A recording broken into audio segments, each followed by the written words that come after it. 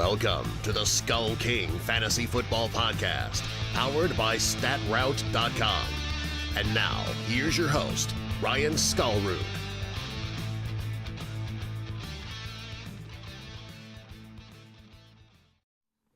Hello and welcome to yet another edition of the SkullKing Fantasy Football Podcast. My name is Ryan SkullRoot. I am your host, and with me on the show today, I've got one of our writers, Daniel Glasser, who joined us for the live show that we did during the first day of the NFL Draft. Daniel, why don't you go ahead and say hi?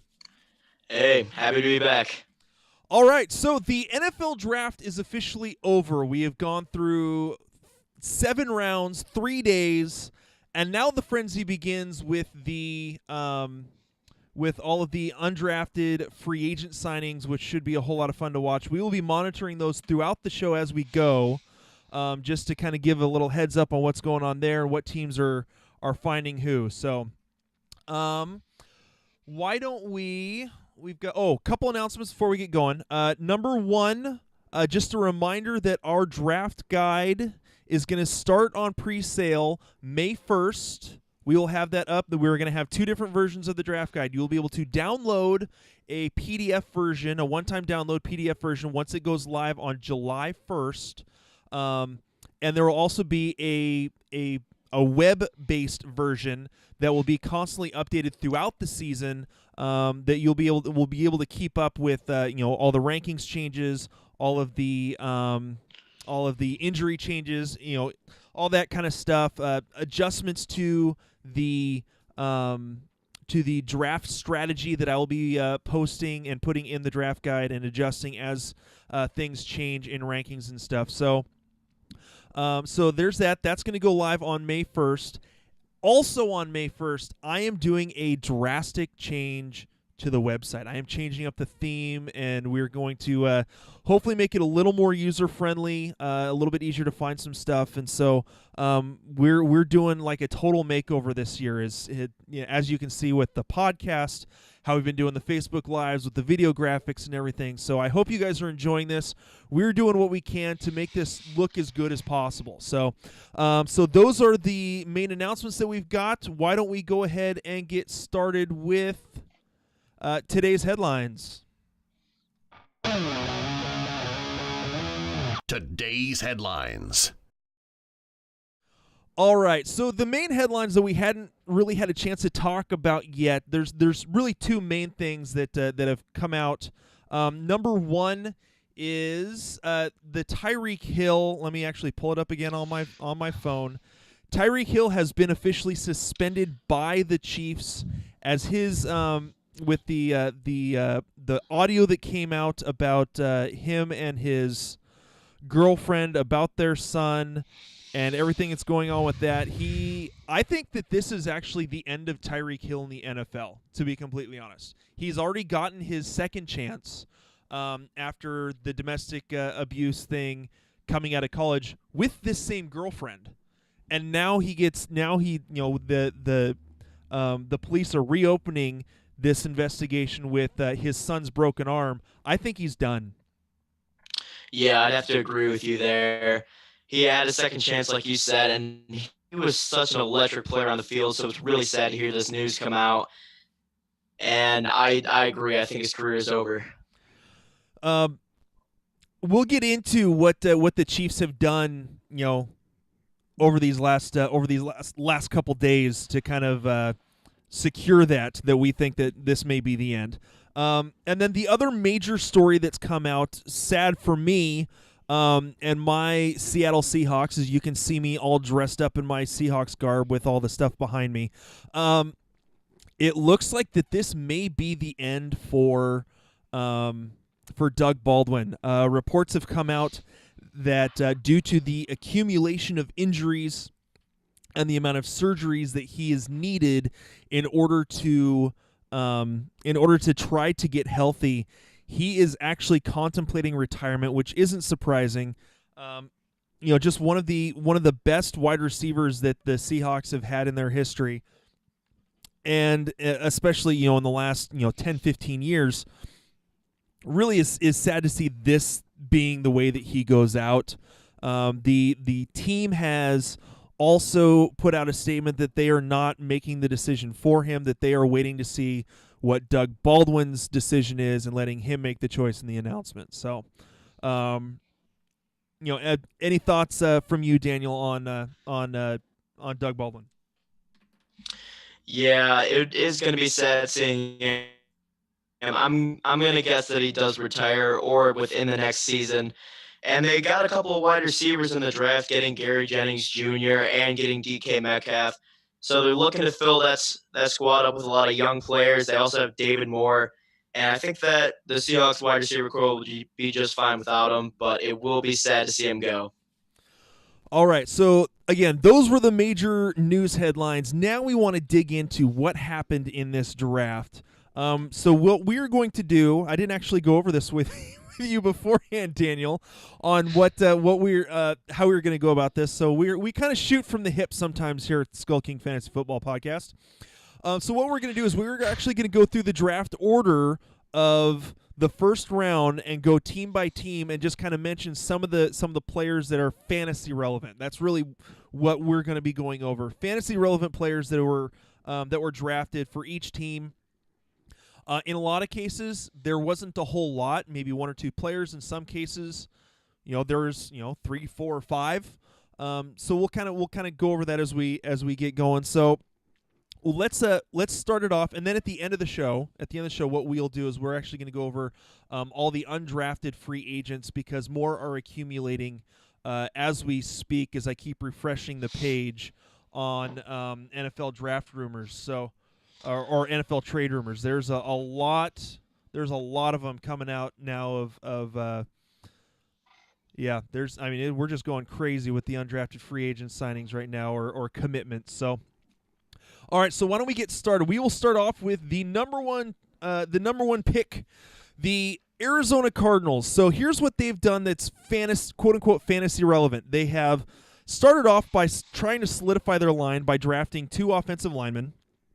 They took Kyler Murray with the number 1 overall pick. They traded away Josh Rosen, and with that pick that they got back for Rosen, they took Andy Isabella out of UMass, which a lot of people hadn't heard of outside of the draft community. We have a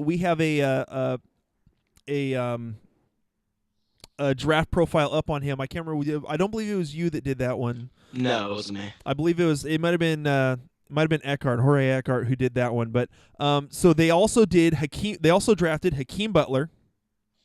They drafted Keyshawn Johnson, different Keyshawn Johnson, spelled differently as well. And then Mr. Irrelevant, they got a tight end, Caleb Wilson, out of UCLA.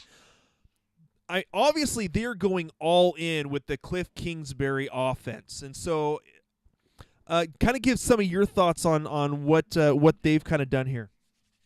I am very excited for this upcoming season. Their wide receiver room is going to be packed, because you got to remember they still have Christian Kirk, they still have Larry Fitzgerald, and now they're bringing in 3 new guys. I am very excited to see what this offense is going to look like this offseason, or once the season rolls around. And Kyler Murray with the number 1 pick, I am still a little bit nervous about that pick. I was looking, I forgot what I was looking at, but basically, with trading Josh Rosen, if Kyler Murray... Oh, you cut out. Daniel, where'd you go? Still nervous for that. You cut out for a second. You still there? Okay. No, the video cut out for a second. So go ahead and just you were reading about Kyler Murray real quick. Yeah, Kyler Murray, that without Josh Rosen there as the backup, that if Kyler Murray feels like contracts aren't going his way, he can always go back to baseball. So that is something I'm a little nervous about. But overall, in a football sense, I am very, very, very excited to see what this offense looks like coming late 2019.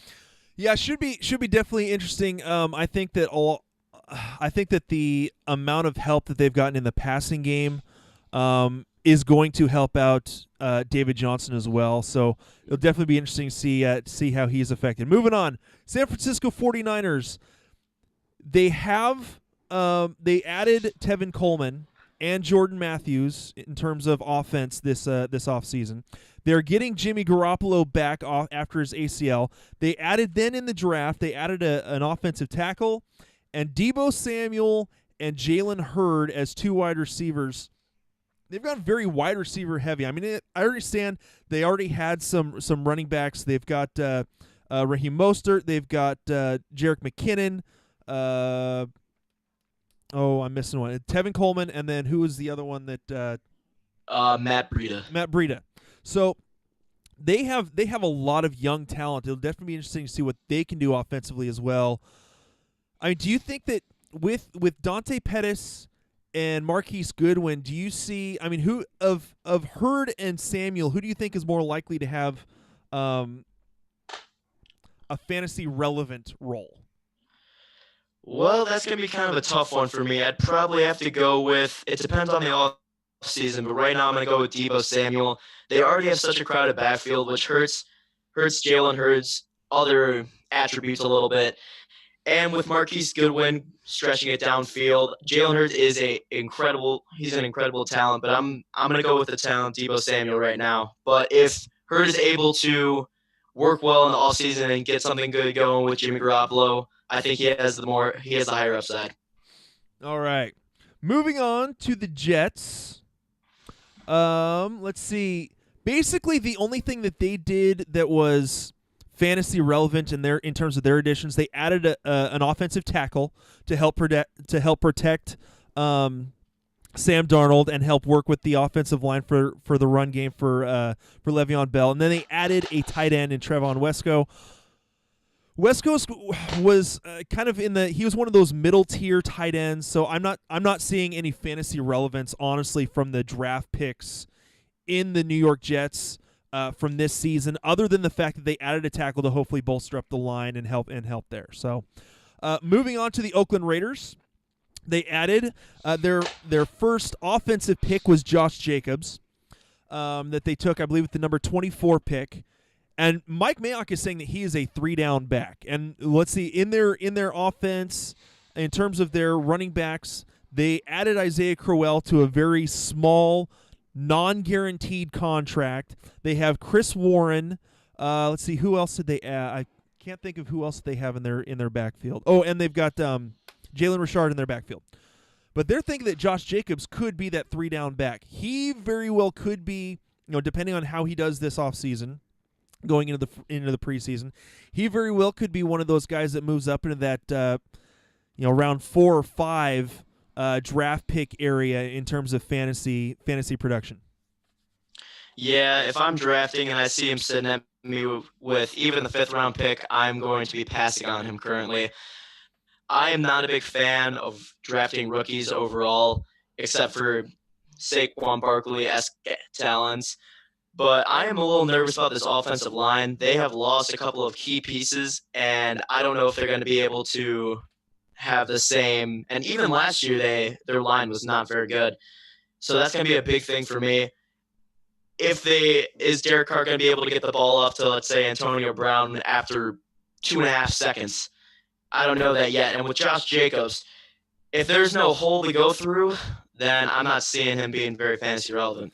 Yeah, they've added 1 or 2 offensive linemen. They got Trent Brown. They've also added, well, in terms of the draft, they added Moreau, the tight end out of, I believe it was LSU, to come in and help. He's more of that blocking tight end type. And with all the wide receiver additions that they have, they didn't necessarily need a Jared Cook type. They've got so many.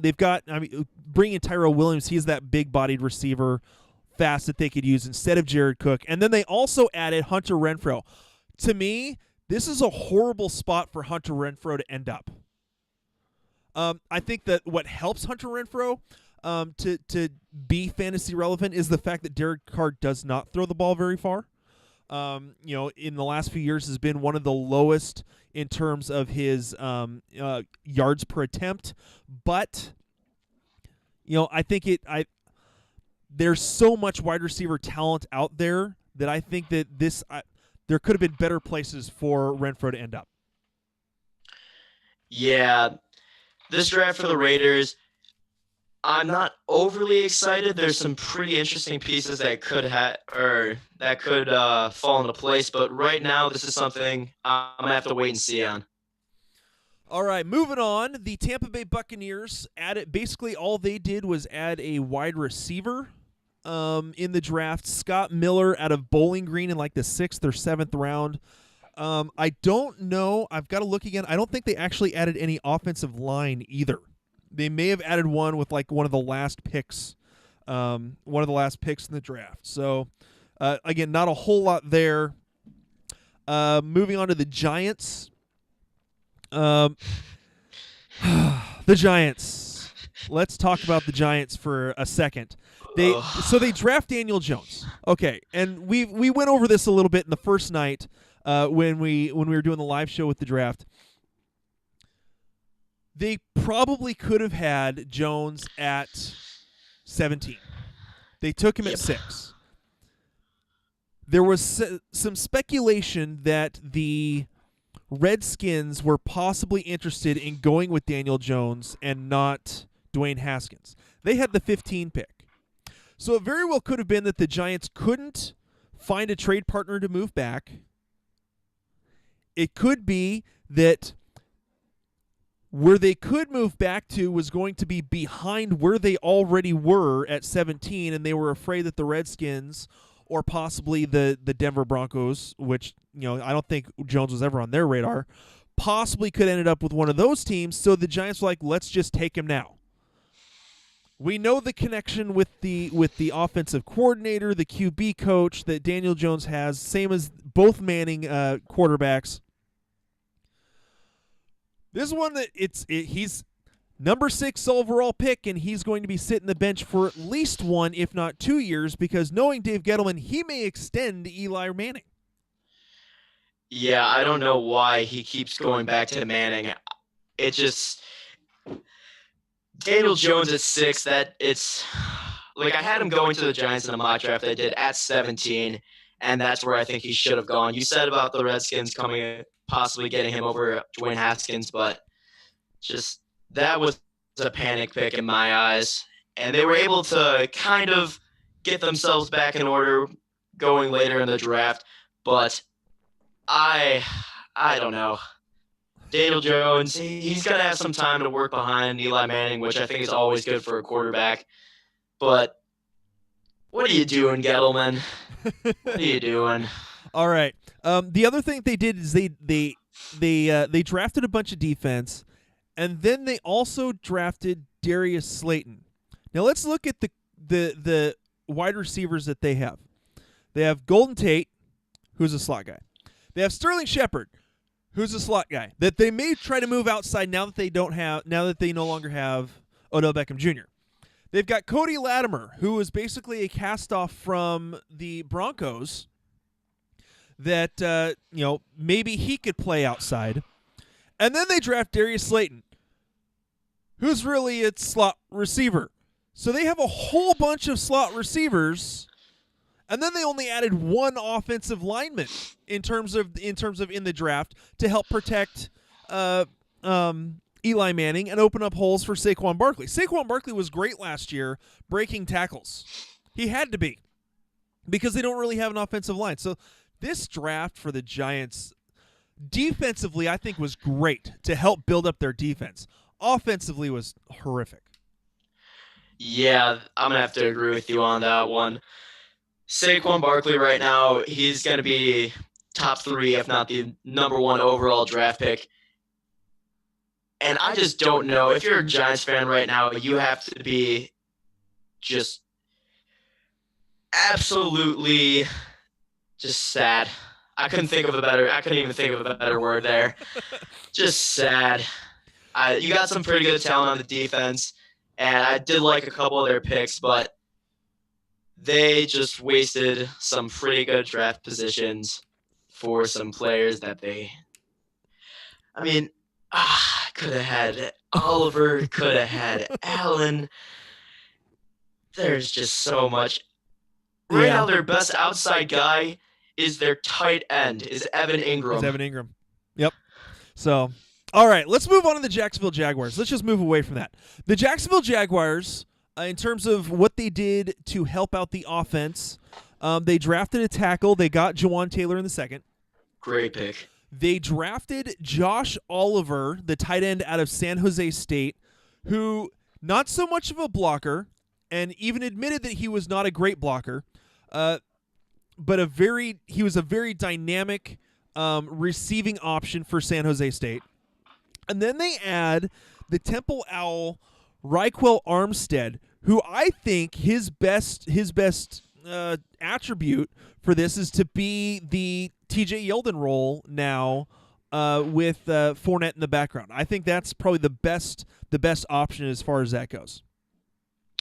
Yeah, I didn't know a lot about Armstead going into the draft, but reading up on him a bit, I think he will, like you said, hop into that TJ Yeldon role. And we've seen in this league that having a power back and having a pass catching back is starting to become the new norm.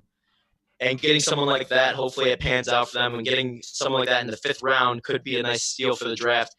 Their wide receiver core going on to that is very young and has the possibility to be a huge boomer bust factor going into the 2019-2020 season. And I think that all lies on Nick Foles and being able to – someone I really like as a good sleeper pick for this year is someone like D.D. Westbrook, who showed good signs going into the ending of that season and should probably be able to improve on that going to the next one. All right. We're going to move on to your Detroit Lions. They start off with at the number 8 pick, T.J. Hawkinson. T.J. Hawkinson is a very dynamic tight end. The fact that he can catch the ball, run the ball well after the catch, and he is a phenomenal blocker. I think that he helps with receiving options for Matthew Stafford, and he helps with let's be honest, has for years been a leaky offensive line. So I think he helps shore that up. I just don't necessarily know that he was worth the number 8 pick. No, I don't know about that either, but he was someone that the Lions were really looking at, really liked. And I'm excited to see him. He could be an impressive fantasy relevant tight end going into the season. And we need a tight end. We signed Jesse James, who I like the signing. So I was a little bit, I don't want to say shocked about the TJ Hawkinson pick because he's a good talent and I'm very excited to see him. But I was a little thinking we were going to go defense there, but I'm okay with this pick. I'm happy with it. All right. Someone else that they added a wide receiver to the group in Travis Fulgham out of Old Dominion. I'm trying to actually pull up. I think I've got it right here. His 40 was a 4.58, bench press 15, vertical jump 36 inches, had a broad jump of 10 feet 6 inches. So pretty athletic guy, was projected to go in the 3rd or 4th round, ended up going in the 6th round to the Detroit Lions. So adding another offensive weapon there. They added another tight end. I want to say Nauta was out of. Yeah, it was Nauta. Iowa or not Iowa. So actually, here let me pull up our draft profiles. I've got it right here. Let's see. Nauta was out of Georgia. So Isaac Nauta out of Georgia. And then they added a running back, Ty Johnson, who this guy I had not heard of. We had not done a profile on him. So probably just kind of an extra body, possibly to fill in for to use as like special teams and that sort of thing. It would be my guess. So, so again, a little bit of value there. Hawkinson possibly could show a little bit of value in terms of fantasy, but other than that, I'm not seeing a whole lot. Yeah, I'd have to agree with you there. We had some very good opportunities in the 2nd and 3rd round to grab some talent, and I don't have a lot of words to say my disappointment for our 2nd round pick. There were so many better options, but moving on from that, getting a more fantasy relevant aspect of it, I think Hawkinson could be a solid tight end 2 going to the next season, and someone that could be a later round draft pick, someone you take in the 13th, 14th round. And And I'm pretty excited to see him play. All I'm pretty right. excited. Let's go ahead and move on to the Buffalo Bills. They drafted 2 tight ends. Did not add a wide receiver, although they've got a couple. Like I said, we'll get to the undrafted free agents here in a few minutes. Draft 2 tight ends. They was it Tyson or Dawson? Shoot, Knox out of Ole Miss. Where's it? Dawson Knox, yeah. And then they also drafted Sweeney out of what school was he out of?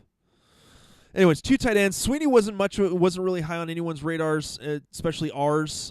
We didn't even have a profile on him, and we had 20 different tight ends that we did profiles on. So they did get Devin Singletary, the running back out of, I believe it was Florida Atlantic.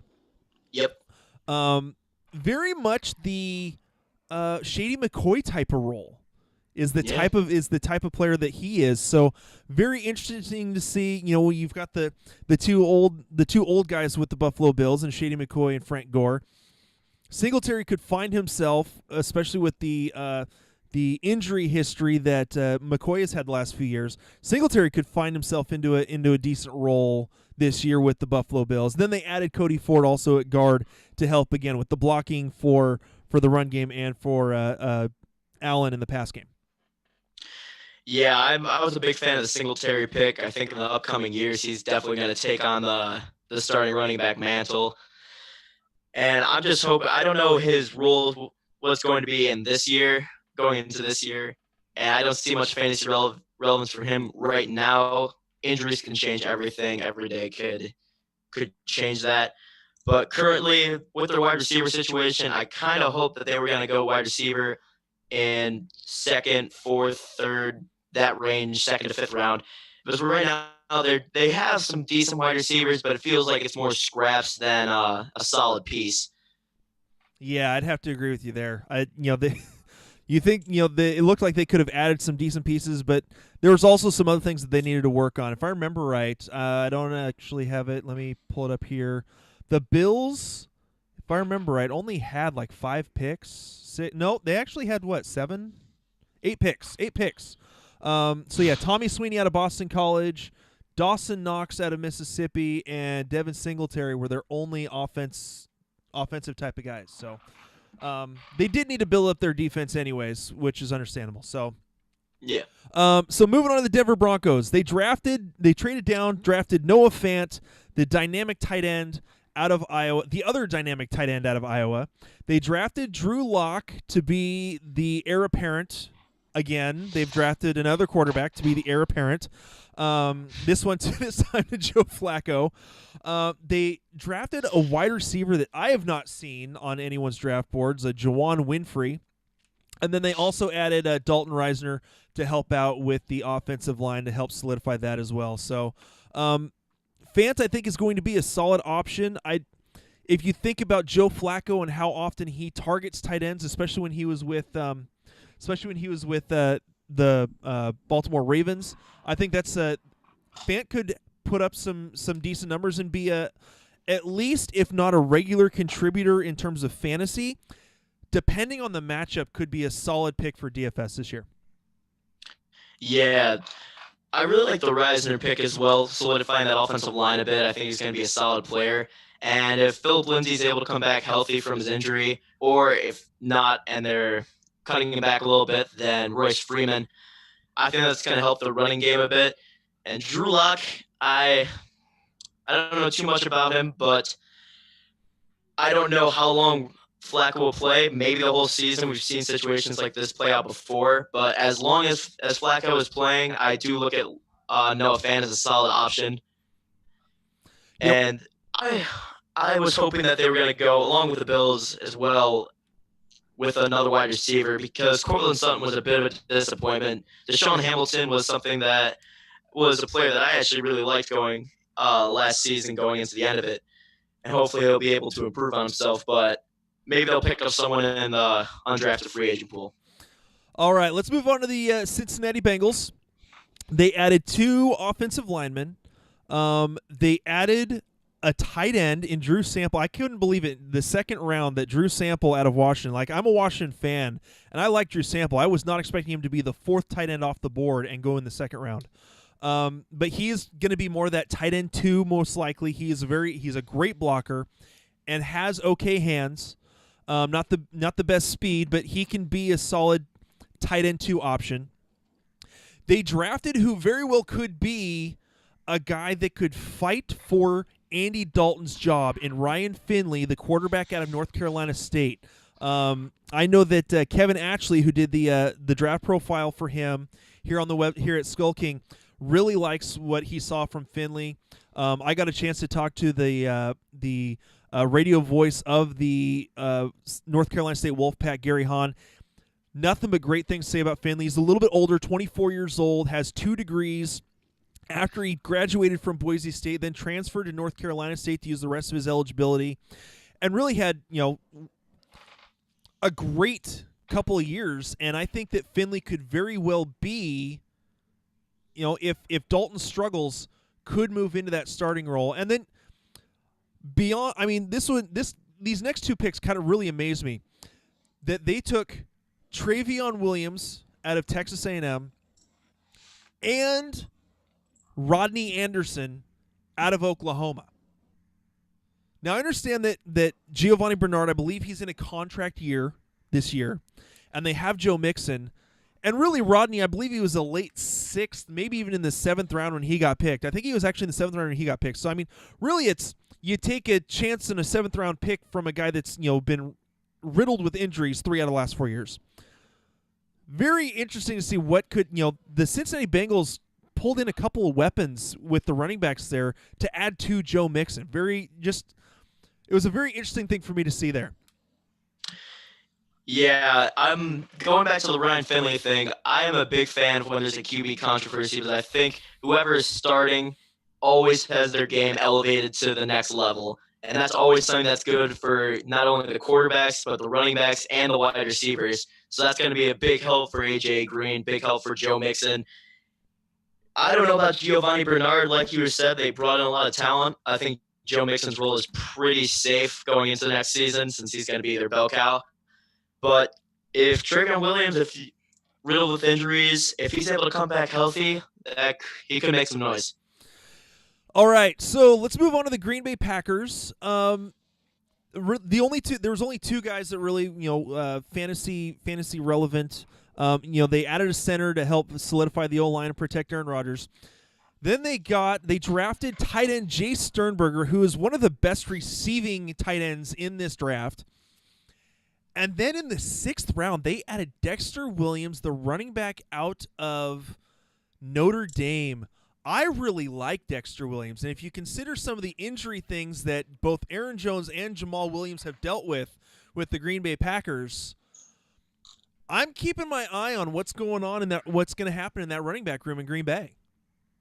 Yeah, they've discussed that it's going to be a running back by committee, so I think Dexter Williams is going to have a few carries every game.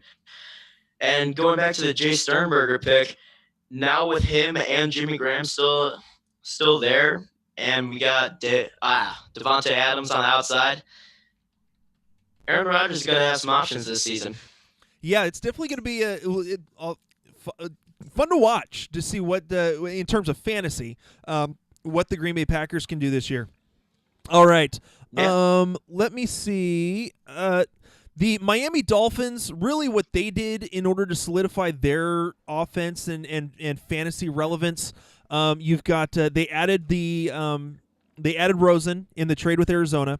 They got 2 offensive linemen, and then with a couple picks late, they added Chandler Cox and Myles Gaskin, a couple of running backs. I know, being a Washington Husky fan, I know Gaskin pretty well. Interesting spot for him to end up with the Dolphins. I think he'll be more of a special teams guy, possibly doing kickoff returns or punt returns. I don't know, and probably more catching the ball out of the backfield. I don't know how many carries he'll actually get, but I think that he is that's again something to watch. But really, the most fantasy relevant is going to be Rosen behind Fitzmagic or Fitztragic, however it turns out this year, for the Dolphins. Yeah, I'm not sure what it's going to be looking like for the 2019-2020 season for the Dolphins. Right now, it's looking very iffy at all sides. I'm not sure who's going to be starting quarterback. Their wide receiver group is looking very, well, the same as last year. And running backs, again, pretty much the same as last year. I've said this multiple times in our chats before, and I'm going to say it again, or I've said it just before. Tank for Tua. Tank for Tua. Even with Josh Rosen. Oh, man, can you imagine back-to-back years he getting traded because of drafting a quarterback? Oy. All right, so let's move on. Atlanta Falcons, honestly, not a whole lot here. Their first two picks that they traded up in the from the second into the first round, and with those two picks in the first round, took two offensive linemen, really solidified that offensive line, protect Matt Ryan, help open up holes for Freeman and no longer Coleman. Instead, it's Ito Smith. They drafted another running back, Kadri Olesen out of Pittsburgh. Added a wide receiver, Marcus Green, but again, he's another one of those guys that we don't have much on. I mean, we did a pretty deep analysis in terms of draft profiles of wide receivers, and he didn't even make the list. So, again, I'm not seeing, other than the fact that they got the offensive line more solidified, not a whole lot of fantasy relevance added in the draft for Atlanta.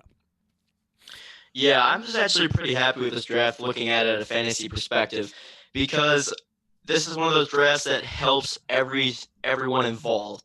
If those offensive line players are going to pay off, then that helps Matt Ryan, helps Devontae Freeman, Calvin Ridley, Julio Jones, Austin Hooper, everyone in that offense and that offense was a very, very solid offense last season, and it could be going back to I don't want to say the Matty Ice MVP season, but I think it's going to have an increase. Yeah, I think they'll definitely be doing better this year. All right, so moving on to the Washington Redskins. They added two offensive linemen. The number 15 pick, they added Dwayne Haskins. In the third round, they added one of Haskins' wide receivers from Ohio State in Terry McLaurin, who's considered the number one special teams player in this draft because of his speed. What was it? He ran like a 4.43, somewhere in that 4.4 range. Or maybe it was a 4.38, I think is what it was. So he's great on punt coverage and kickoff coverage, not afraid to hit someone. Then they add Bryce Love, a guy coming off of an ACL injury, to go with their running back that's coming off an ACL injury, Darius Geis. And then I think they got an absolute steal with getting Kelvin Harmon with the 11th pick in the 6th round. They've got some weapons for Haskins. They have a ton of wide receivers now. Just some of those guys have been questionable for the last couple of years, and so I think adding guys like McLaurin, I think, will be a good safety blanket and help to Haskins.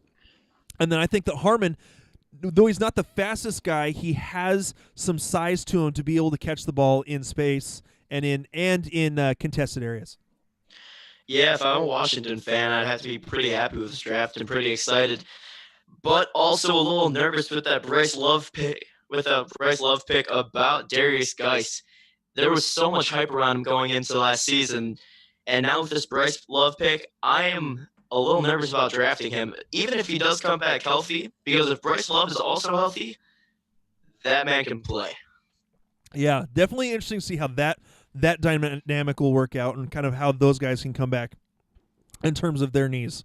Moving on to Carolina Panthers. They drafted a couple of offensive linemen. I think one of the toughest positions to be in, Will Grier, unfortunately gets drafted by the Carolina Panthers and will be stuck behind Cam Newton, a quarterback that's really in his prime right now. And so unless something happens to Cam Newton, Will Grier ain't going to see the light of day for a while. Yeah, I wasn't very happy with that pick, and looking at it through Will Grier's eyes and looking at it through a Carolina Panthers' eyes. because there was a lot of talk about Cam Newton's shoulder injury, and this scared me. This scared me about him. There was talk about if he wouldn't come back to play next season, and I think that's why they took him. I am not. All parties involved lost here. Yeah, definitely not a real big fan of that one. And then they drafted Jordan Scarlett, the running back, and a wide receiver, Terry Godwin, out of Georgia. Not a whole lot. Not a whole lot of fantasy relevance there, honestly, if you consider the fact that they have Curtis Samuel, who's that kind of running back wide receiver hybrid. They still have. They have who is it? Cameron DJ. Artis. Well, they've got Cameron Artis Payne as well. Kind of in terms of running backs. Kind of that bulldozer type that they re-signed him. And of course they've got C-Mac, who's their main running back. Really, I think that Scarlett's more of just a kind of a depth play. See if he can maybe do something more than Cameron Artis Payne. So, and Terry Godwin, again, I think that's another depth play in terms of the wide receivers. They've got some solid wide receivers there. So, let's move on. Minnesota Vikings. A couple of interesting picks here. Let's go. Let's see. The 3 offensive linemen, including the top center in the draft in Bradbury out of North Carolina State. They got Irv Smith to be their tight end. I believe that Rudolph is in a contract year this year, so maybe they're just grabbing him as a possible future thing. They got Madison, the running back out of Boise State, and another, I think, just depth at wide receiver in terms of Dylan Mitchell out of Oregon. Really, I think Madison has a shot if Cook is having some issues with his knees and just not getting healthy again, or if he's dealing with injury since they lost. Who was their backup this last year? Oh gosh, it's been one of those days. I've watched so much football. Latavius Murray. Latavius Murray. So he's not, because he's now with the Saints, and so Murray's not there. So I think that Madison could step into that role and be that kind of counter to Cook. And Dylan Mitchell, I think again he's more of just the depth play. But them adding 3 offensive linemen, including the top center in the draft, really I think is showing how much they really do want to focus on the run game and make that the center of their offense. Yeah, for me, the biggest pick that they had there, fantasy relevance-wise, is Irv Smith. I've heard some talks that Kyle Rudolph is on the trading block, possibly, which makes me very interested to see where he might go if he is ended up being traded. And Irv Smith is a very good passing tight end, and he could be a nice weapon going into the season. All right, moving on. The Tennessee Titans, their only really fantasy relevant guy was A.J. Brown that they added.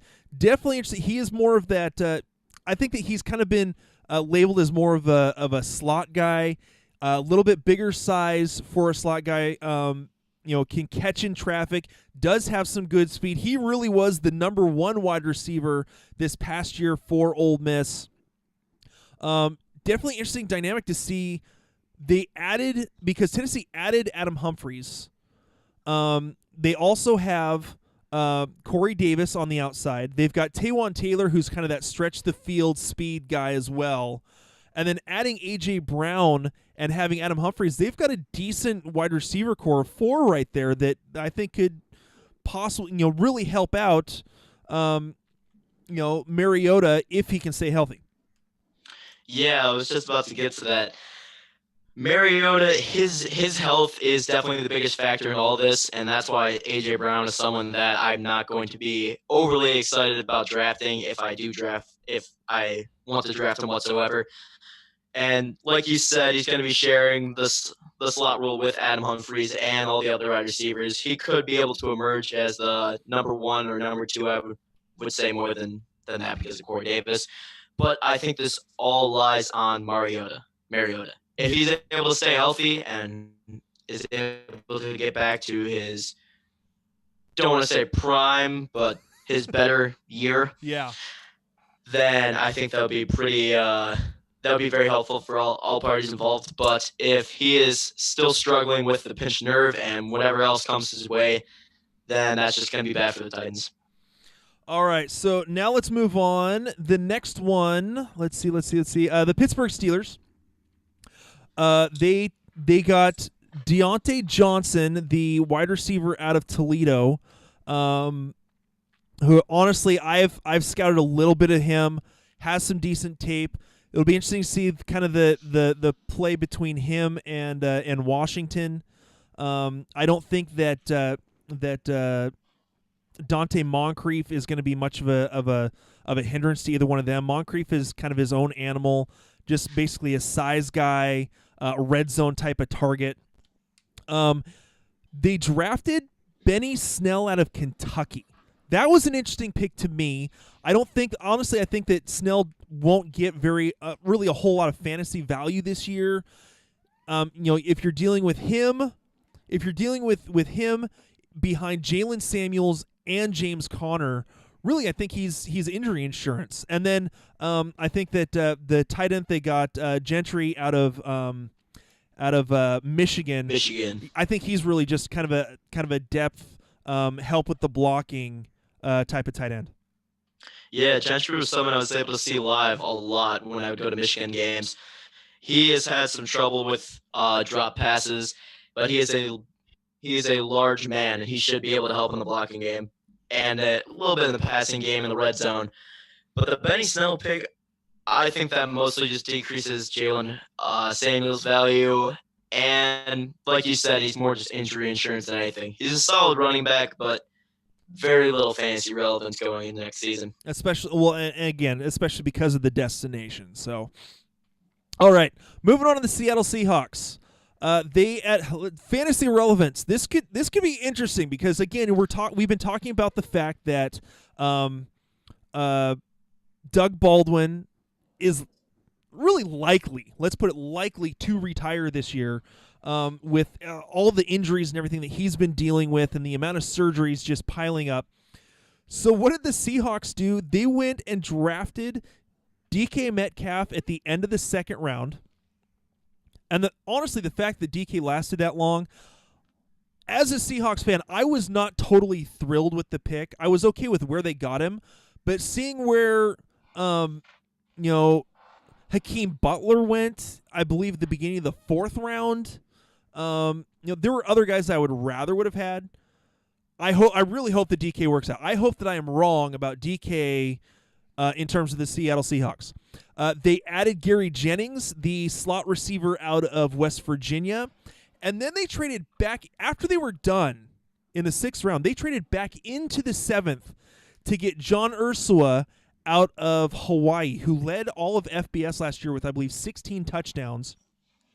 He's a little bit older because I believe he's a Mormon, so he did the 2-year missionary trip after high school before going into college. So he's a little bit older, but a very, very solid slot type of guy, which I think is going to be.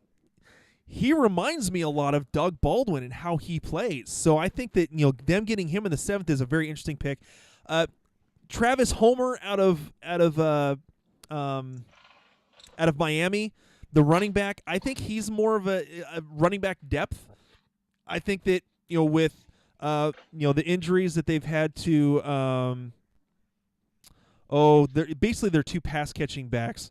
I think that, again, he's more of a depth play that he may end up getting cut at this point. So really, Metcalf, I'm not going to call any of these wide receivers fantasy relevant yet until we see how things work out through training camp. But I think that there's some solid possibilities with a couple of these wide receivers. Yeah, right now the only wide receiver, if Baldwin retires, that I will be drafting at any point in this draft is Tyler Lockett. And I think what this does, it decreases David Moore's value a lot and just keeps everyone at a very minimal level. DK, he's a solid receiver, and I'm really excited to see him play. Just a freak of an athlete. But a lot of criticism about him was that he just has such an underdeveloped route tree. He only runs about 3 separate routes, and that his footwork was just very sloppy. And we saw that in the 3-cone drill, how he ran worse than Tom Brady. That's not good. And Gary Jennings is going to be a solid special teams guy. He might take the load off of Tyler Lockett on punt returns and probably just take kick returns as well. He's a good bubble screen guy. I did a draft profile on him. They are adding a lot of speedy deep ball receivers. I know Jennings isn't the fastest guy, but he's still very fast and was able to make a lot of deep ball catches last season when he was with West Virginia. Yeah, I looked at it. In terms of their top 3 speed guys at wide receiver now, Tyler Lockett ran a 4.4 at his 40 combine. What was it? DK's was what, a 4.33? Something like that. And then Gary Jennings ran a 4.43. So, I mean, they added a lot of speed. And really, if you think about how they run their offense, it's a lot of rushing, and then deep plays on the play action. So, really, that's the kind of wide receiver that they were looking for. So, all right, let's go ahead and go through Baltimore Ravens. Added one offensive lineman, added Hollywood Brown out of Oklahoma, Miles Boykin out of Notre Dame. They added Justice Hill out of Oklahoma as a running back, or at Oklahoma State as a running back, and then Trace McSorley to be the backup quarterback. Honestly, I'm not touching any of those wide receivers. If they had gone anywhere else, I'd be happy about drafting Hollywood Brown, mid to late rounds as a possibility. I'm not touching anyone in an offense where Jackson is the quarterback, not because I don't like Jackson. I'm fine to have Jackson as a quarterback because of the amount of rush yards that he gets. But I don't see fantasy relevance in Baltimore from that draft. Yeah. The wide receiver position there is looking to get a little more crowded, and he just hasn't been able to throw it downfield very well or at all, really. Brown is a very good receiver, and Miles Boykin is a physical freak. But like you said, I don't see much value with them. And correct me if I'm wrong, I didn't know if you said this or not, but did they take a running back later? I think they took one in like the 6th round. They might have. Well, here, let me pull up the Baltimore Ravens. Let me see. So I remember thinking, oh wait, no, that was Trace McSorley. Yeah, so it's Trace McSorley that they took late. So all right. Moving on, the Houston Texans. Really, they added to their offensive line and they drafted Caleb Waring, the tight end. Let's see, Waring was out of San Diego State. Again, another solid receiving tight end, but I don't see fantasy relevance there. Most of their passing game goes through their monster wide receivers. So they added a running back. Again, I don't like the running back that they added, Cullen Gillespie. I haven't seen a whole lot on him. What little bit I've seen wasn't really all that impressive. So for me, the fantasy value was adding to the offensive line to help protect Watson. Yeah. Wasn't a huge draft for the Texans this season, but I think that does help Deshaun Watson, and Lamar Miller should see a little bit of an uptick. He gets the carries. He has just not been able to produce too much, and I think that maybe helping out on the offensive line should be a good bump to his stats. All right, so we moved to the Philadelphia Eagles, who drafted an offensive lineman and then drafted Miles Sanders. This right here, Miles Sanders, to me, is trouble for Jordan Howard. Because Miles Sanders is faster, more dynamic. The thing that Miles Sanders struggles with, though, is putting the ball on the ground. And then they got J.J. Arcega-Whiteside, who I think will be phenomenal opposite Alshon Jeffrey as a wide receiver. So I think that's he's a great jump ball type of guy. Sort of in that Alshon Jeffrey type of mold, to be completely honest. So I think that having another big receiver out there, with Ertz over the middle, solid pickup there. And then they added Clayton Thorson as a backup quarterback, which that's all he's going to be. But in terms of fantasy relevance, Interesting to see what Miles Sanders does and if he can take over the lead role in that running back room. And then Arcega-Whiteside, honestly, I think he'll be kind of a role player this first year, but could develop a bigger role, especially if something happens to Alshon Jeffrey, or as we're getting to kind of the latter part of Alshon Jeffrey's career. Yeah, I was never a big Alshon Jeffrey guy. I never really have been. And going off the wide receiver group, I have heard talks as well about Nelson Aguilar getting traded. And if he stays there, it's definitely a decrease in his value with what little value he had going into the end of the season. But JJ I don't know how to pronounce his name. Arcega-Whiteside. JJ Arcega-Whiteside. Arcega-Whiteside. I think he'll be a solid receiver. And the Miles Sanders pick, I was pretty happy with that pick going to Philly. I think he's going to be a good fit there. And he's someone I would definitely not shy away from taking the late rounds. All right. Moving on, Indianapolis Colts. Really, they focused on the defense in this draft.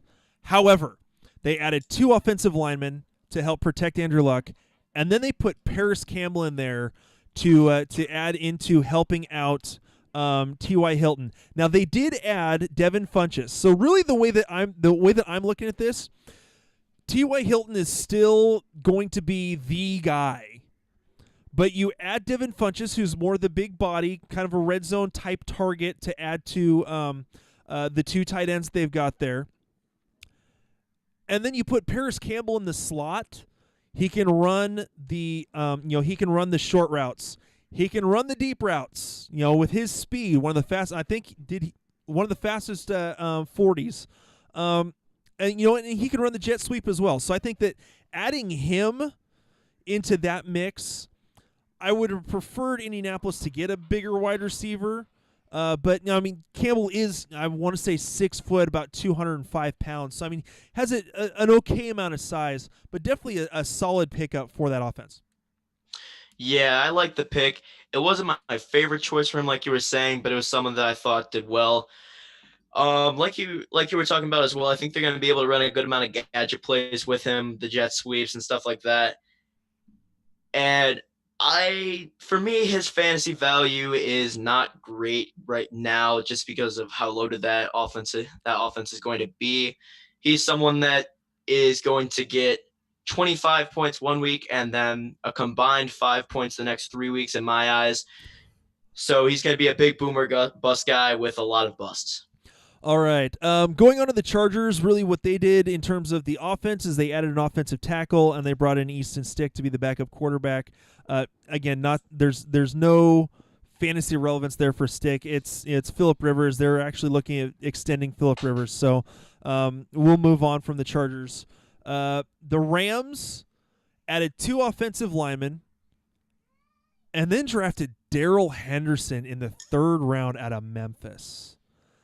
This scares me, not in terms of Darrell Henderson. It scares me for everyone who owns Todd Gurley. I like Darrell Henderson for this next year, to be completely honest, looking at it just at face value. Yeah. My first couple of thoughts that come to mind. First off, Malcolm Brown, no value whatsoever. Gone. Just gone. He's a solid running back, but gone. And I am not touching Todd Gurley in the draft. Nope. I will let someone else deal with that. I don't want to say that's the nail in the coffin, but it's the nail in the coffin for me. I don't know what's going to happen with arthritis, and this told me. Yeah. All right. A few more teams we got to go over. The New England Patriots drafted N'Keal Harry. I hate that pick as a non-Patriots fan. As a fantasy pick, I think that Harry could be a possible solid value. I think a late round pick. Adding Jared Stidham, and then the adding Harris to that running back room just makes me not like Bill Belichick and what he does to the fantasy value of running backs. Yeah, N'Keal Harry, he's a solid wide receiver, and I think I'm a little higher on him than you are. he is someone that I would not mind taking with an 11th round pick in a 10, 12 team league. And I am pretty excited to see him play in that offense. But they do like to spread the ball around a lot, wide receiver and running back wise. So there's not much value in the running back position. If anything, that just decreases the value of someone like a Rex Burkhead and a little bit of a James White. But I think Sony Michel is still pretty safe in his role. We talked about all the wide receivers that Arizona took. There was actually a rumor out there that Arizona wanted to draft N'Keal Harry with the first pick in the second round, and he got taken with the last pick in the first round by the New England Patriots. So after Harry got taken, then they go with Hakeem Butler and Andy Isabella, and then added Keyshawn Johnson later. So the Browns, to their fantasy value, added a kicker. So otherwise, I mean, they already have a loaded and stacked offense. Really what they needed was to focus on the defense, which they did. So the Chicago Bears, they added 2 running backs. They added Riley Ridley. So they've, in addition to the wide receiver core, I wasn't huge on Riley Ridley. I wasn't, just some of his tape just kind of put me off a little bit. But adding Kareth White, I think he's a throwaway. But they added David Montgomery from Iowa State. I follow Brad Evans from Yahoo on pretty much every social channel I can. And I have to agree with him. When I saw this pick, I was so happy. This is going to be a great pick. I think this is going to be one of those guys that I focus on in drafts, because I think he is going to be better than – I think he's going to take over Mike Davis. Mike Davis was the 3rd running back in Seattle behind Rashad Penny and Chris Carson. He is going to fall behind David Montgomery, and the love affair with David Montgomery is going to be sick with everyone in fantasy because of this pick right here, because of where he ended up. Yeah, I'm very excited to see him play. He's going to be a very solid player. And that takes some pressure off of Tyreek Cohen if he does pan out the way he should, putting him back in the role that he was before, which is where I think he plays best. So this is going to be a good pick for that backfield. The Dallas Cowboys, they added an offensive lineman. They added 2 running backs, Mike Weber out of Ohio State and Tony Pollard out of Memphis. Pollard, I think, was taken, I want to say, in the 4th or 5th round. He's kind of that pass-catching back. He's going to be the complement, I believe, to Zeke. Weber, I think, is just kind of let's give him a shot and see, maybe use him as a backup kind of a thing. The Kansas City Chiefs, we talked about this on draft night, or was it draft night, or maybe no, it wasn't, because this was a 2nd or 3rd round pick. We talked about this in kind of the discussion online with just with the staff. I see Mecole Hardman being the Tyreek Hill replacement. Now, he's not as talented as Tyreek and not quite as fast as Tyreek, but he runs that same mold of player. And this very well could be the Chiefs just saying, well, we're done with Tyreek Hill. Here's our guy that's going to fill that position. Yeah, I was watching the draft that night, and I look over to my dad as we were watching it together, and I just said, they just drafted Tyreek Hill. And I did the profile on Hardman, and he is basically that mold. I said that he was someone that reminded me a lot of a Tavon Austin type player, which again is a Tyreek Hill-esque player. And I think he's going to take over that special teams role and the deep threat ability. And they also added Darwin Thompson. We didn't get a chance to get a profile on him this year. I still think that it's Damian Williams' job, unless they find someone else. They also signed Carlos Hyde. I think Carlos Hyde is kind of a backup bruiser, basically is it. But really, in terms of running backs, that solidifies Damian Williams as the lead back there. Moving on to the Saints, they added an offensive lineman and drafted a tight end in Elise Mack out of Notre Dame. Not a whole lot of fantasy value there. I think that Mack is more of a blocking tight end anyways. So really in terms of fantasy value, it's just solidifying the offensive line to help protect Breeze and open up holes for Kamara and now for Latavius Murray. So in terms of draft value, or in terms of fantasy value, that's most of what I'm seeing.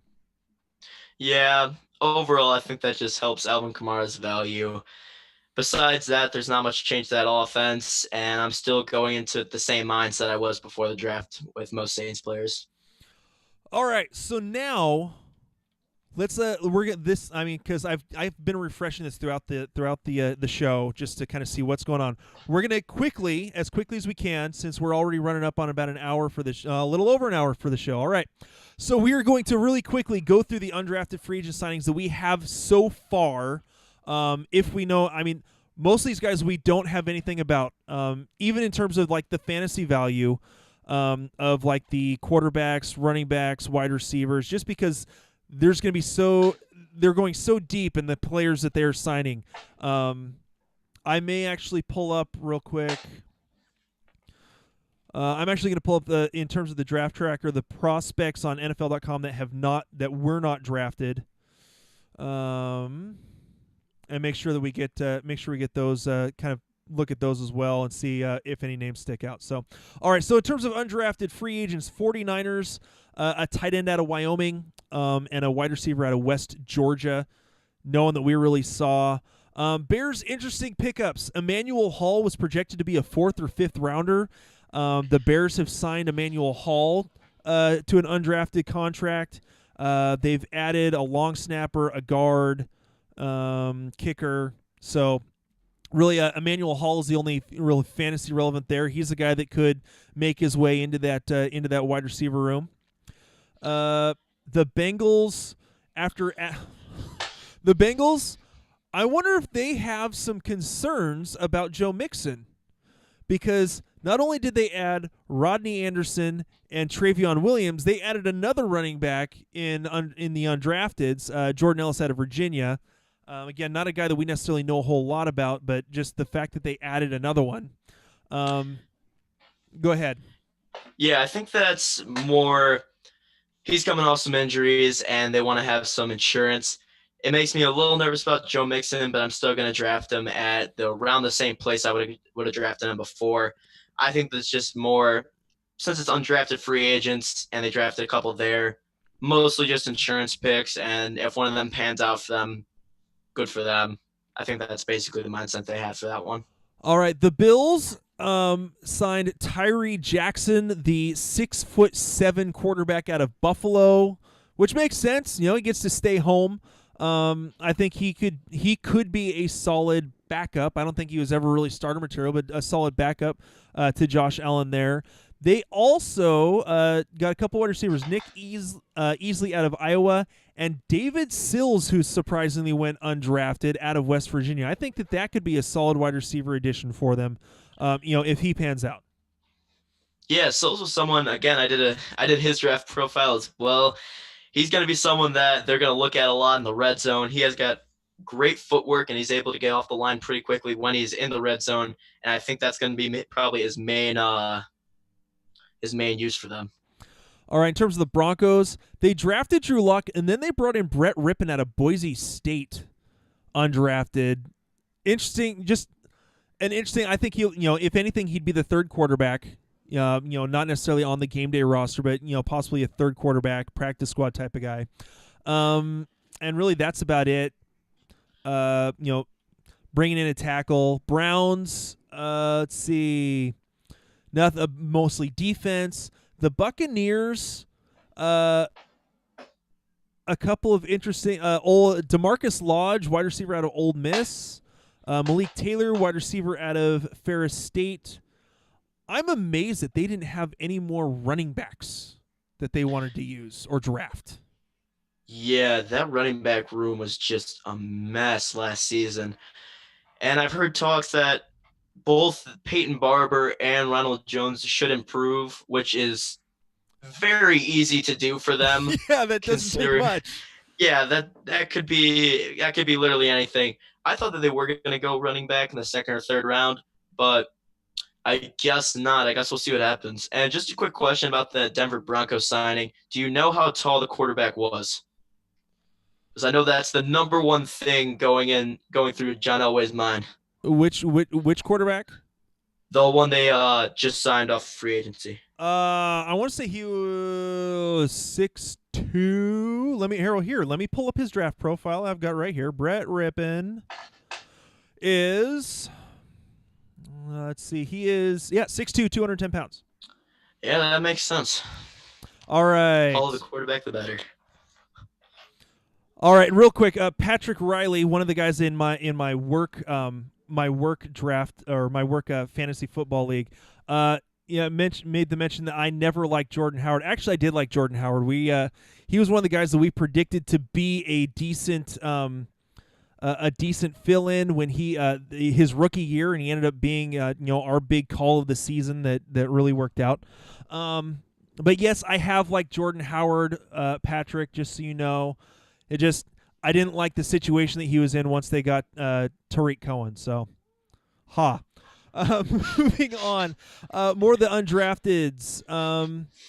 The Cardinals, another running back, couple of wide receivers. The Chargers, offensive line help. The Chiefs, Cody Thompson, the wide receiver out of Toledo, wide receiver out of Tulsa. Interesting. They pulled in James Williams, the running back out of Washington State. He's the guy that could make some noise there with the Chiefs. The Colts didn't really do much. Cowboys, not really much. Honestly, there hasn't been a whole lot in terms of the wide receivers or in terms of the undrafteds I think could really make a whole lot of noise. Dolphins brought in, I think, half of the undrafted free agents. I think they have a list of like almost 20 guys that they've signed. Eagles, sorry, I'm just trying to get through this. I know that we've already been on for like an hour and 10 minutes.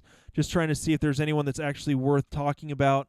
The Giants brought in a couple more, running backs, wide receivers, guys that weren't on any of our lists. Really, there's really not a whole lot of big. Let's see. Your Detroit Lions, another Old Dominion wide receiver. Couple other wide receivers. The Packers, a couple of quarterbacks. The Panthers brought in Elijah Holyfield, so that one's interesting. We'll go in undrafted after his awful combine performance and projected to looked at possibly want to be one of the top 5 running backs in the draft, and then after just a terrible combine performance ends up going undrafted, signs with the Panthers on undrafted contract. Yeah, the combine has just, I think, a little too much leeway, a little too much pull with some of these players. Holyfield was a good player on the field. He definitely didn't deserve to be undrafted. I think it kind of showed a little bit. For me, the combine shows a little bit of your flaws, but we've seen before that some of these combine heroes don't pan out as well as the guys that show it on the tape. Yeah, don't talk. We're gonna stop with that because the big combine hero went to Seattle, so we're just gonna stop right there. The Patriots, a big one for me that the Patriots brought in. Jacoby Myers, the wide receiver out of North Carolina State.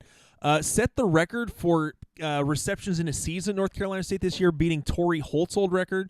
He broke records from Torrey Holt and Jericho Cotchery. Kelvin Harmon became the only wide receiver there, or the only other than those two guys to have back-to-back 1,000-yard seasons. So really I think that Jacoby Myers is going to be a solid pickup. He's another one of those slot-type guys that fits really well into what the Patriots do. Yeah, I don't have too much to say about that, but just Belichick adding, reloading and reloading and reloading. Basically. Ravens didn't add much. Rams didn't really add much there either. The Saints, big one for the Saints. I think this is a guy that could give Latavius Murray a little bit of a run for his money. Devine Ozigbo, the running back out of Nebraska. There are some fears that he could have just been a one-hit wonder, which is very possible. However, he had a lot of good tape from what I could see. Plays very much the Marshawn Lynch type of runner. Just keeps the legs churning. drops his shoulder, doesn't go out of bounds, wants to run the ball right up the middle and run over people. And let's see, I mean, in terms of his size, he's very much a bowling ball, I think is the best way to put him. Pulling up his draft profile right here. 5'11", 222 pounds. I mean, the guy is massive. 115 attempts and almost 1,100 yards and 12 TDs last year at Nebraska. So he's a guy that I think, could possibly make some noise in camp and in the preseason. Yeah, if he stays on throughout all the preseason and makes it to the regular season, the only thing this does for me is any value Latavius Murray had is down the drain as well. Okay, last few teams. The Seahawks, after adding 3 wide receivers in the draft, also brought in Jazz Ferguson, a 6'5", 210-pound wide receiver out of Northwestern State. Did you do his profile too? I did. Yep, I did his profile. They added a couple more offensive linemen. The Steelers, not a whole lot there. Texans, a couple running backs. One of the places that everyone thought they needed to add was at running back. They brought in Demaria Crockett out of Missouri and Karan Higdon out of Michigan. Those are guys that I'm definitely going to be watching. Just you've got Deontay Foreman and Lamar Miller there. Just a lot of questions in terms of the running back room, and especially in the depth of the running back room after losing Alfred Blue. So watching Crockett and Higdon, those will be interesting guys to watch. And the last two teams, the Titans added Alex Barnes, which is someone to watch. Anthony Ratliff Williams, the wide receiver out of UNC. A lot of circus catches out of him. And then in terms of the Vikings, the only one that I think is really noteworthy is the fact that Jake Browning, the quarterback out of Washington, signed on there and could possibly fight to be the backup quarterback in Minnesota. So that's all I've got. Anything from you? Yeah, going back to the Texans for a second, this may be a little biased because I watched Karan Higdon and I was a Michigan fan for a couple of years. I think that he could make some noise going into the season because he was a very tough runner. I believe he was second in FBS with yards after contact, and he could be someone that could break a couple of nice runs going into the season. All right, so that is it. That is all we have for our NFL draft review show. We will be back next week, and we will start digging into what the fantasy value is going to start looking like for some of these guys as we hear some more about what's going on, possible injury stuff, guys coming off of surgeries. So look forward to talking to you guys again next week. Daniel, you any last words?